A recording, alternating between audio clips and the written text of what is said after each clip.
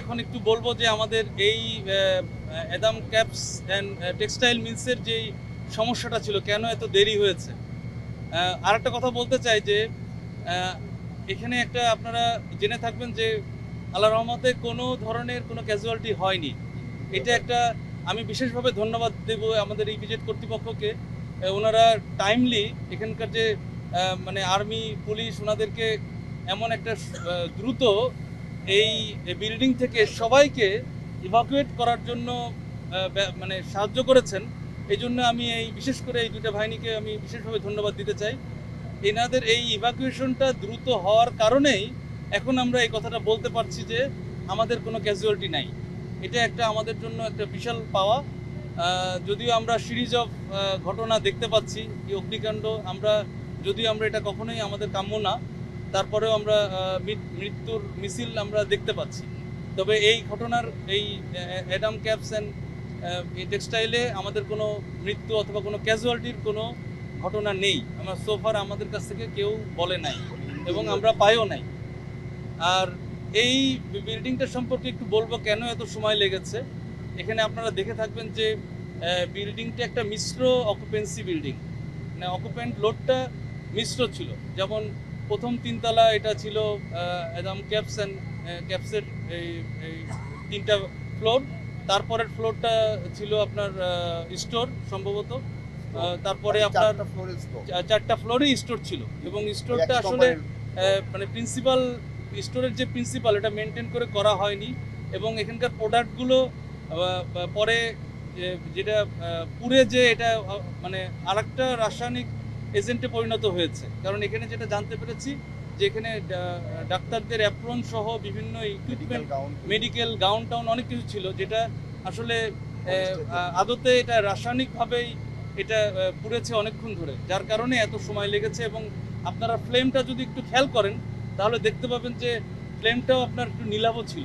সুতরাং এইটার আসলে ফ্লেমের আকার এবং অন্যান্য মানে ফুয়েলটা এত বেশি ছিল যে এটা পুরে এটা ডিকে স্টেজে আসতে অনেক সময় লেগেছে এবং এটা খুব অল্পতেই ডেভেলপ স্টেজে ছিল, যার কারণে আমাদের একটু বেগ পেতে হয়েছে। আমাদের আরও কিছু কারণ রয়েছে। এই বিল্ডিংটা যদি আপনারা খেয়াল করেন দুই দিক থেকে এটা খোলা, কিন্তু বাদ বাকি দুই দিকটা সেটব্যাক, মানে যেটাকে বলি আমরা যে যেটা বিল্ডিং কোডের যে নিয়ম সেই নিয়মটা মেনে করা হয়নি। কারণ পার্শ্ববর্তী যে বিল্ডিংটা ছিল খুবই সন্নিকটে, এটা সেটব্যাকটা ছিল না, যার কারণে আমাদের কোনো ফায়ার ফাইটাররা ওখানে পজিশন নিতে পারেন নাই।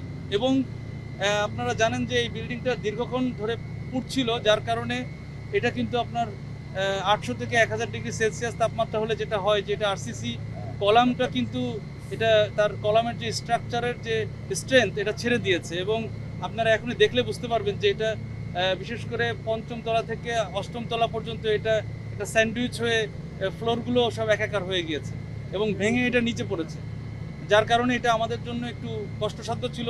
একটু দূরত্ব বজায় রেখে নিজেদের সেফটিটা ইনশিওর করে আমরা এই কার্যক্রম করেছি, যার কারণে একটু সময় লেগেছে।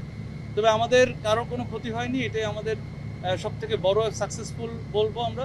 এবং আমাদের আরেকটা সাকসেস বলতে চাই যে ইপিজিতে এই বিল্ডিংটা ছাড়া অন্য বিল্ডিংয়ের সামান্য একটু ক্ষতি হয়েছে, মানে 1/4 ক্ষতি হয়েছে উপর থেকে ডেব্রিজ পড়ে পড়ে।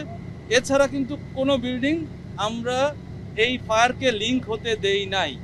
এটা আমি বলবো যে আমাদের চিটাগাংয়ের যে ফায়ারের ডিভিশন রয়েছে, এটা সমস্ত ডিভিশনের সকল স্টেশনের সকল ফায়ার ফাইটারদেরকে আমি এটা সাধুবাদ জানাচ্ছি যে এই আগুনটা কেমিক্যাল এবং মিশ্র একটা ফ্লেম হওয়া সত্ত্বেও এটা কিন্তু মানে এটা লিঙ্ক করে অন্য বিল্ডিংয়ে যায় নাই।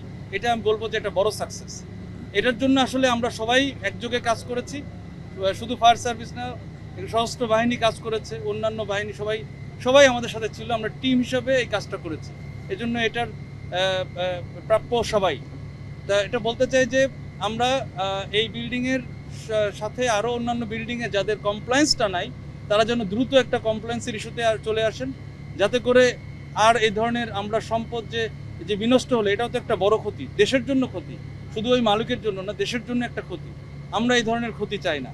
আমরা চাই প্রথমত আমাদের প্রাণ যেন বাঁচে এবং একই সাথে যেন আমাদের সম্পদ বিনষ্ট না হয়। এবং আমি আরেকটু বলছি যে এই সিজনটা কিন্তু খারাপ, সামনে শীতের সিজন আসতেছে এবং এটাতে কিন্তু আপনার সব কিছুর উষ্ণতা বেড়ে যাবে আপনার, যার কারণে আপনার যে কোনো একটা হালকা ফ্লেমেবল অথবা একটা কম্বাসেবল আইটেম কিন্তু একটা বেশি কম্বাসেবল হয়ে যাবে দ্রুত। যে কোনো ইস্যুতেই দেখবেন যে এটা আগুন ধরে আরও দুর্ঘটনা ঘটাচ্ছে। তা আমাদের এই সামনের সিজনে আমরা যদি সতর্ক থাকি এবং ফায়ার সার্ভিসের কমপ্লায়েন্স একই সাথে বলবো যে আপনারা প্রশিক্ষণ নেন, আপনাদের শ্রমিক, আপনি নিজে, আপনাদের বাসার বাচ্চাদের সবাইকে আপনারা প্রশিক্ষণের আওতায় নিয়ে আসেন, যাতে করে আমাদের আর এই ধরনের কোনো দুর্যোগ না ঘটে। আমি সবাইকে অনুরোধ করে বলবো ফায়ার সার্ভিসের প্রশিক্ষণ নেন এবং আপনারা নিরাপদ থাকেন। ধন্যবাদ। আগুনের সূত্রপাতের জন্য আমাদের তদন্ত কমিটি অলরেডি করা হয়েছে। এই তদন্ত শেষ না হওয়া পর্যন্ত আমরা বলতে পারছি না, তবে অন্যান্য সংস্থা হয়তো তাদের নির্ধারিত তদন্ত কমিটি করবেন। তবে আমাদেরটা আমরা তদন্ত করা হলে আমরা ক্লিয়ার বলতে পারবো যে আসলে আগুনের সূত্রপাতটা কোথায়। ভাই আপনার নাম এবং পদবিটা একটু বলেন। আমাদের সদস্য 5 সদস্যের তদন্ত কমিটি, এটা আমরা 15 কার্য দিবস পরে আমরা এটা দিতে পারবো। এইখানে এটা হলো রপ্তানি প্রক্রিয়াকরণ এলাকা, তো এখানে আসলে যেরকম নিরাপত্তা ব্যবস্থা থাকা দরকার ছিল, বেশ অগ্নি নিরাপত্তা ব্যবস্থা, তো এই আসলে ভবনটিতে আসলে ছিল কিনা বা অন্যান্য মানে পুরো এলাকাতে আমি যতটুকু জানতে পেরেছি এই ভবনে আপনার ওনারা অ্যাপ্লাই করেছেন এইটুকু জানতে পেরেছি, বাট পরবর্তী কার্যক্রমগুলো করা হয়নি। অ্যাপ্লাই করলে তো ওনাদের ডিজাইন জমা দিতে হয়, তারপরে আমাদের একটা পরিদর্শন কমিটি হয়, পরিদর্শন করে ওনাদের ডিজাইনের সাথে এটা আপনার সামঞ্জস্যতা দেখা হয়, যাচাই বাছাই করা হয়, করে তারপরে ফাইনালি এটা আপনার এনওসি দেওয়া হয়। আর এনওসি মানে সব না, কার্যকারিতার সনদ হচ্ছে সব, মানে এনওসির পরে ওনাদেরকে সময় দেওয়া হয় এই সেফটিটা ইনশিওর করে এই কার্যকারিতার সনদ পেতে হয়, এবং কার্যকারিতার সনদ আবার দেখা হয় যে এই ফায়ার সেফটি প্ল্যানের এনওসি যে এই সেফটির বর্ণনাগুলো দেওয়া আছে এটার সাথে আপনার বাস্তবে আপনি করেছেন কি, এটা দেখার পরে যখন আপনি কার্যকারিতার সনদ পেলেন মানে আপনার বুঝতে হবে যে আপনি নিরাপদ, মানে এরকম বড় ধরনের কোনো দুর্ঘটনা ঘটবে না। তা সেই অংশ থেকে এটা হয়তো আবেদন করেছে, কিন্তু বাদ বাকিটা হয়তো মানে সম্পূর্ণ হয়নি। ওই যে আগুন নির্বাপন করতে গিয়ে ফায়ার সার্ভিস কর্মীদের সাথে মারধরের একটা অভিযোগ এসেছে, আপনারা একটু জানাচ্ছেন? একটা বিষয় হয়েছে, তবে এটা অবশ্যই কর্তৃপক্ষ তদন্ত করে দেখবে। একটা দুর্ঘটনা ঘটতেই পারে, যখন কোনো ডিজাস্টারের মুহূর্তে আসলে কারো মাথা ঠিক থাকে না, তা সবাই যার যার মতো কাজ করে। যেমন ফায়ার সার্ভিসের ফায়ার কর্মীরা কিন্তু আপ্রাণ চেষ্টা করে একজন জীবন বাঁচাতে অথবা তার সম্পদটা বাঁচাতে, এবং একই সাথে আরেকজনও আবার যার যার মতো চিন্তা করে। এখন কিছু ভুল বোঝাবুঝি হতে পারে, তবে এটা তদন্ত সাপেক্ষে এটা বলা যাবে।